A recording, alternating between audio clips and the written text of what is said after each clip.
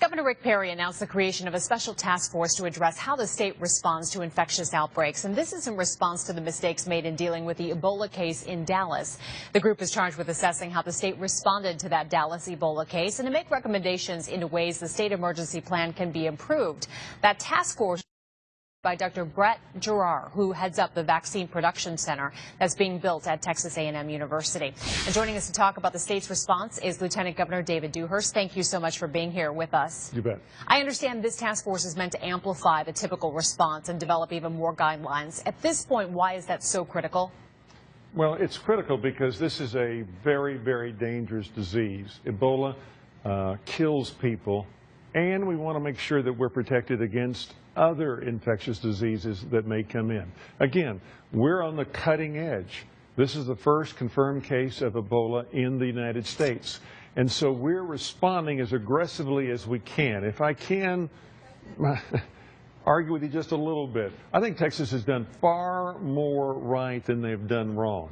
And what we want to do as a state is create this task force, and we have precedents for it. Right after 9/11, Governor Perry created a task force. I was the chairman of it for a year, in which we looked at what could we do to harden our targets here in Texas and make us even safer. And that's the whole concept here.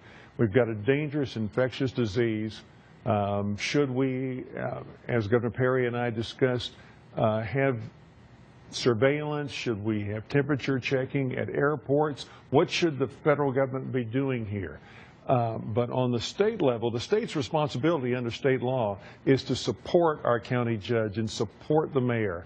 And so we want to make sure that we're doing everything we can to support the local incident commanders right there, county judge and the mayors. And we look at Ebola and we know how dangerous it is, That's and right. especially the mistakes that could be made and how dangerous those situations could become.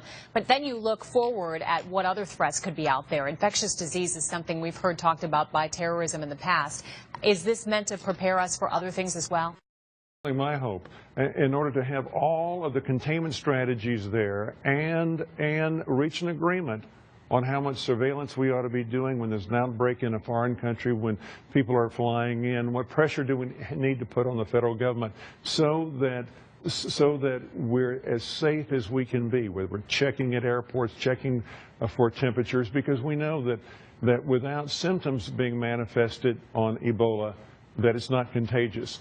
But we want to make it as hard on our enemies as possible to hurt any Texans, any Americans.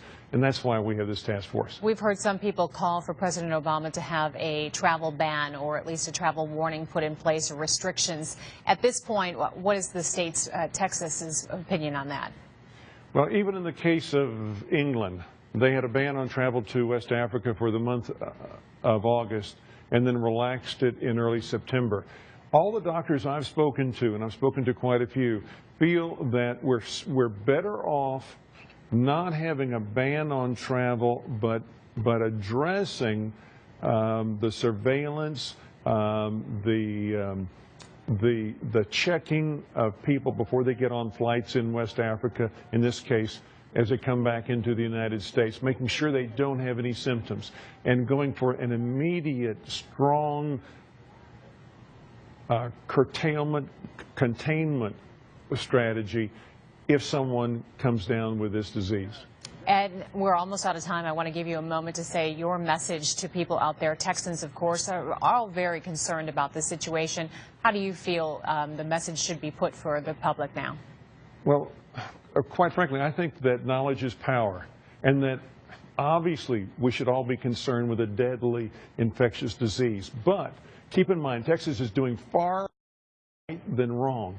And now that we've gotten into this and we're preparing even further, we're going to continue to follow all the protocols and make sure that we're doing everything we can. But if you have any questions whatsoever, you want more information, go to cdc.gov, G-O-V, cdc.gov. This is going to tell you all the information that you need on Ebola, and it'll give you really good practical recommendations. And at this point, really stress that this is not an airborne virus. That's right. No, that's very, very important. There's been no evidence of any mutation, and that it only manifests itself if you're actually touching the body fluids, and the person has fever, chills, and there's been vomiting and diarrhea. Yeah, well, all good information for us to keep in check. All right, That's right. Lieutenant Governor David Dewhurst for us tonight. Thank you. Thank you.